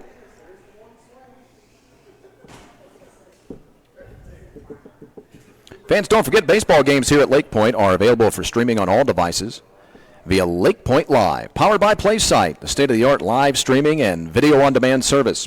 Lake Point Live makes viewing the baseball players and games easier for coaches, scouts, and all fans. Here's Elrod now. Canes first baseman. Leads the count 1-0. Single to start the second. He was erased on a 6-3 double play. And Elrod drove in a run with the sacrifice fly in the third. Part of a 6-run third inning for the Canes. As good as they've been offensively, all of their offense has come in that third inning. As a matter of fact, They sent 3 men to the plate in the first, 3 men to the plate in the second, 4 to the plate in the fourth, and they're 1 out away from going 1, 2, 3 in this inning. And as I've mentioned a couple of times, the dichotomy is they sent 9 men to the plate in that third inning. Will it be enough?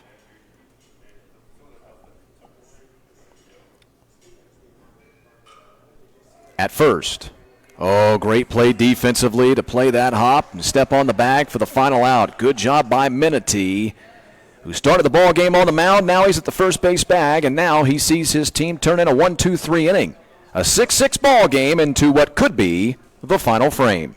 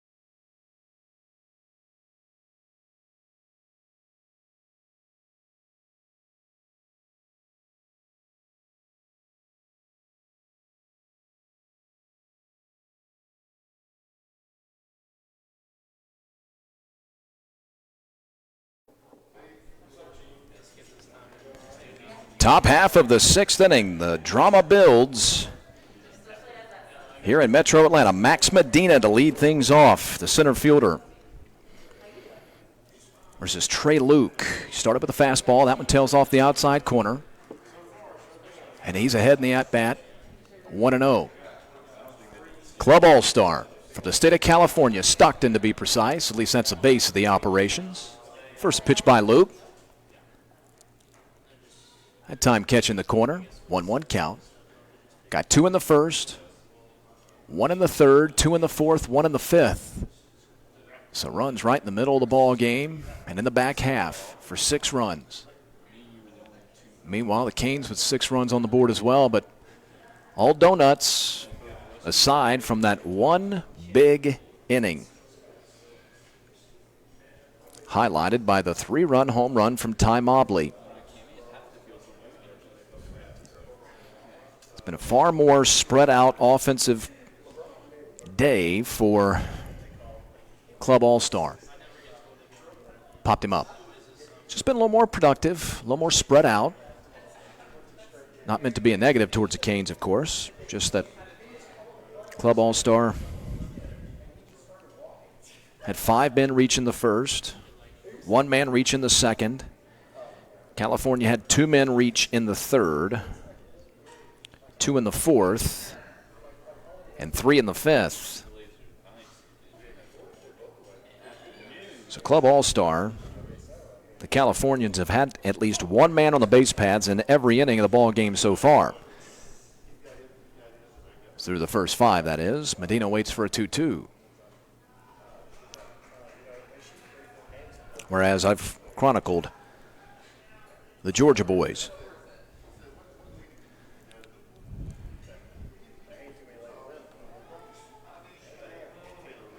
Spoiled. Good pitch. Good fighting it off swing by Medina. That was just a great little baseball play right there. That's a play that baseball diehards will love right there. Trey Luke, left-hander, winds and deals. And it's shot into the gap in left center field, and that ball's carrying deep, deep, and gone! A solo home run from Max Medina to lead off the 6th inning. And California now with a 1-run lead is 3 outs away from forcing a winner-take-all national championship game.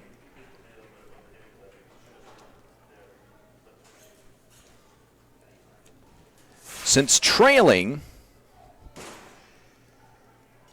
first let's take a look at the home run. How did he get it away from that big bar that's in the middle of our shot? No, I'm only kidding. Boy, that is a tremendous swing right there to go the opposite way. Now 3 out of the last 4 runs that have been scored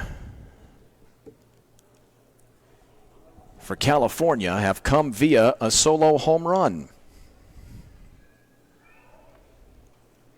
And here's Javier Ramirez. Speaking of which, last time we saw Javier, he was driving a ball out of the park himself.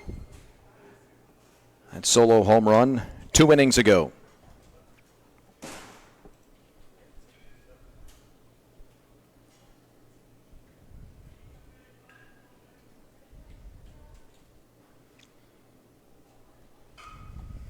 Late on his swing. Fielded at first. 1 man gone.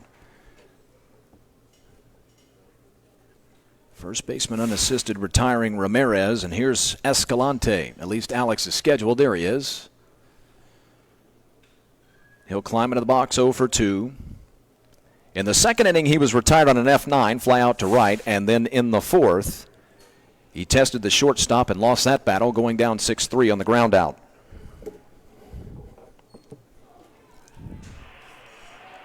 Luke to Escalante. Little chopper over Luke's glove. Fielded it short. Throw across the diamond for out number 2.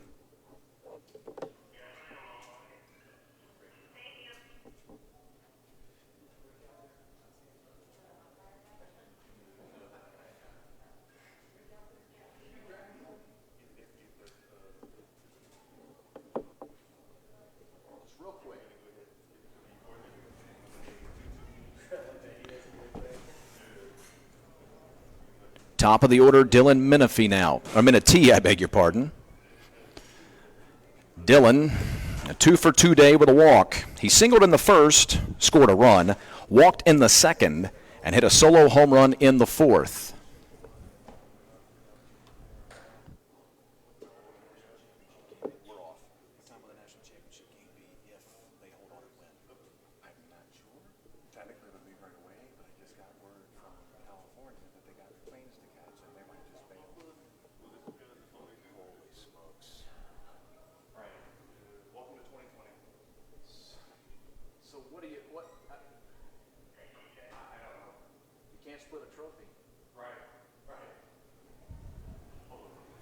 Right. 1-1 count. Caught him. Hit him in the backside. Menifee reaches. Or maybe that caught him. Yeah, I guess I was wrong. That looked like that ball might have caught him in the arm. Yep, indeed. Let's get another look. Shoulder blade. Yep. Noah Everly now. So Menifee at the top of the order has spent his entire day on the base paths. That's what a leadoff man should do. Everly in the 2-hole, the 3rd baseman, at least to start the ball game. Singled in the 1st. Got himself a stolen base, later came around to score. Back to Luke. Trey going to fire and get him. Great play coming off the mound by Trey Luke. And Everly is retired 1-3. Bottom of the 6th coming up. California 3 outs away from forcing a winner-take-all. Canes 2 runs away from winning it all.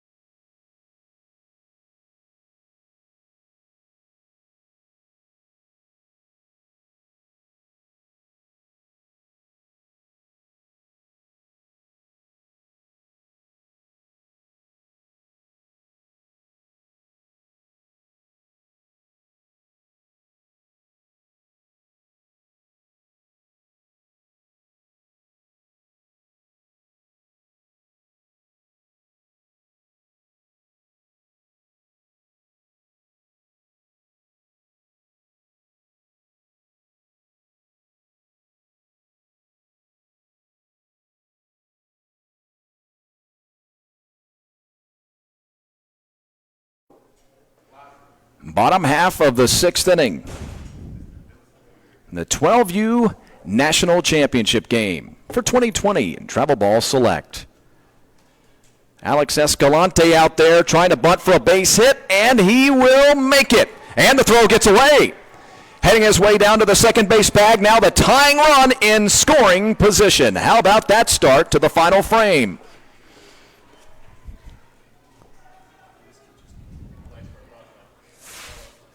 Let's take another look.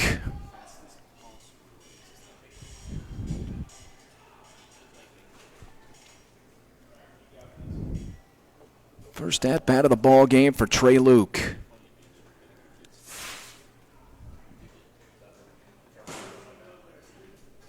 You got to score that as a reached-on error, although I think he would have beat it out.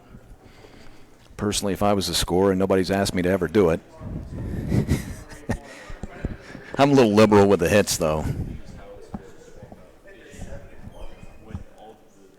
I believe he beat that out. I think that should be an infield hit, and then he gets an extra bag via the error.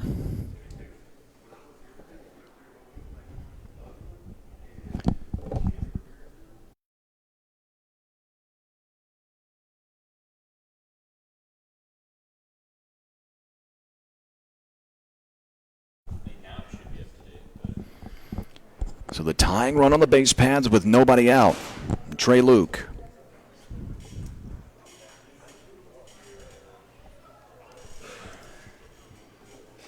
Nealon Holsey at the plate.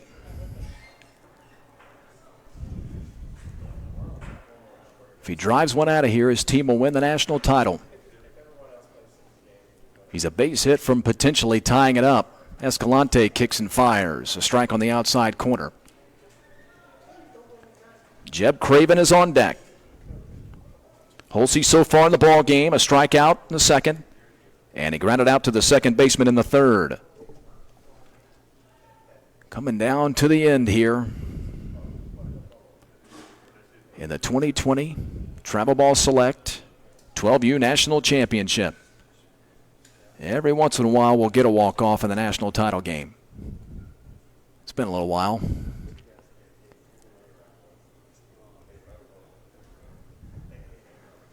I'll always recall, I think it was this age range.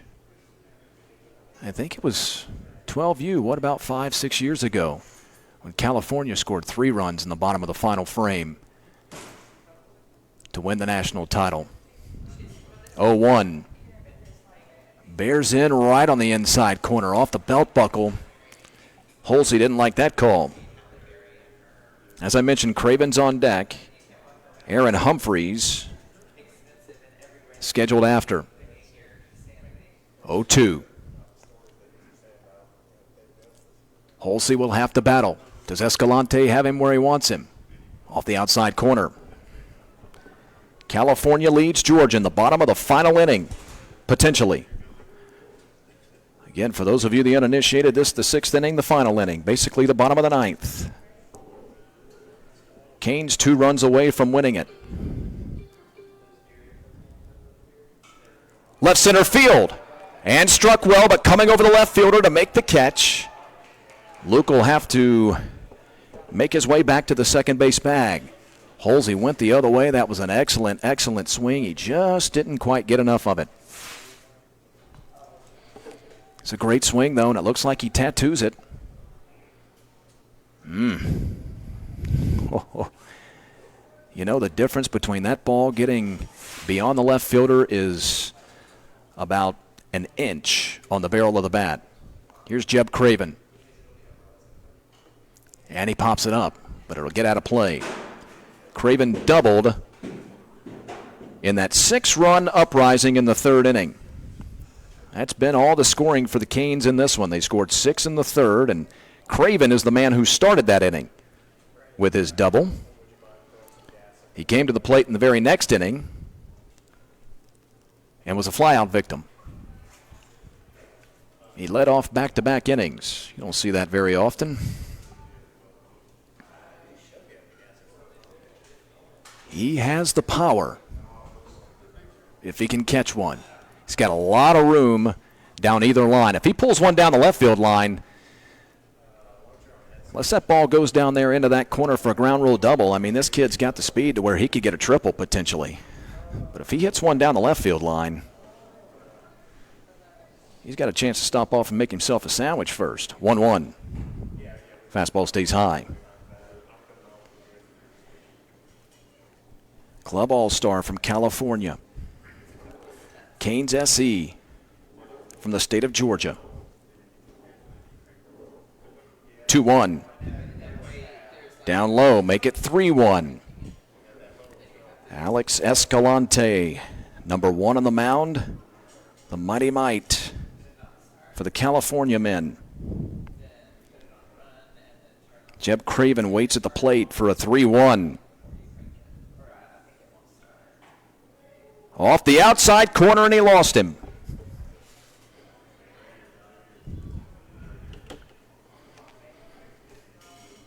So Luke reaches to start the inning. Holsey's down on a flyout. Craven with a walk. And now the potential national championship winning run is down at the first base bag for Aaron Humphreys. Humphreys walked in that 6-run third. And he drives one to left and pretty well hit. This ball carrying back and moving over to his right and making the catches, Walszewski, for out number 2. Humphreys just missed one.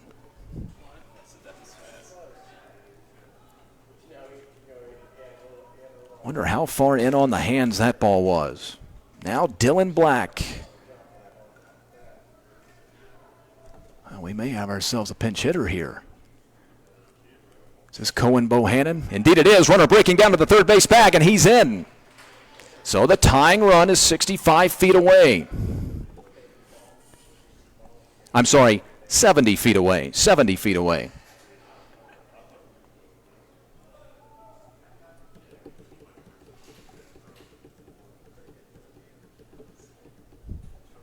Cohen Bohannon.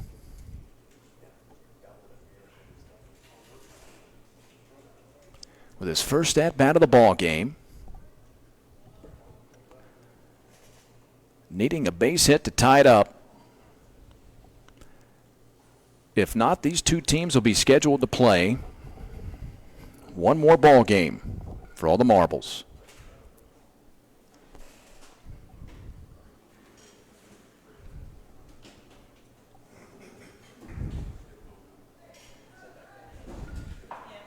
At the corners. 2 men out. 1-0 count. Bohannon up in the box, as you can see. Back in the box, but up on the line. Escalante kicks and fires. That one bounces up there. Good stop. By the backstop, Ramirez. Even with the bag at third. Holding the runner at first. Back deep in the middle infield.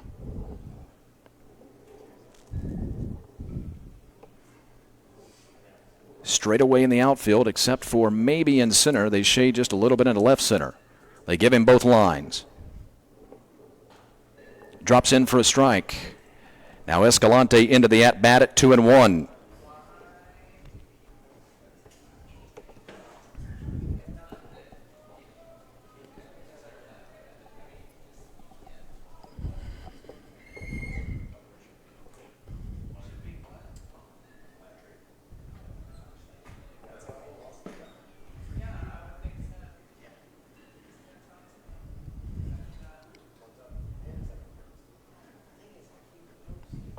The 12U National Championship game coming up next. About 20 minutes after the completion of this one. Right back here on Field 14. But first things first. The 2-1 with the runner breaking from the first base bag. That'll be ball 3. The base will be stolen. And now Bohannon sitting on a 3-1 count with a chance to win the national title. Although, you know that Escalante will not necessarily give him a good ball to hit here. Of course, as I say that, he pumps in a strike as if it's the old automatic. With the base open, you don't want to give in to him. Same principle here on 3-2. Especially with 2 men out. And the pitch. And he walked him. So a good at-bat there for Cohen Bohannon in his first at-bat of this ball game, drawing the base on balls. Sixth man to the plate in the inning, and it's the top of the order in Cade Cox. Cade a strikeout, a single and an RBI, a stolen base, and a flyout. And he takes a fastball high. It's Luke at third and Craven at second.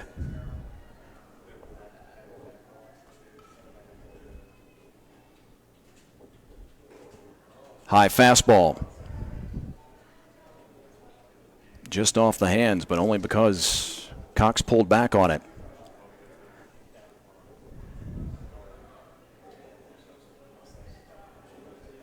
Cade likes to set up in the middle of the box, right on the toe line next to the plate.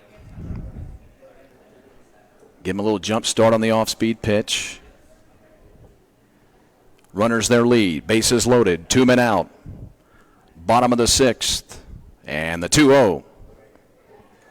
Got him to chase, got a piece, 2-1.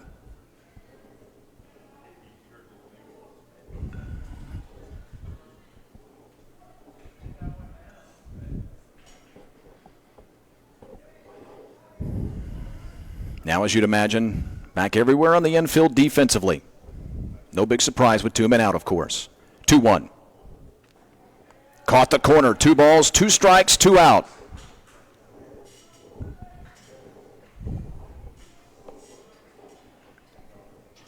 Bases loaded. Tying run at third, championship winning run at second, and the pitch. Popped him up.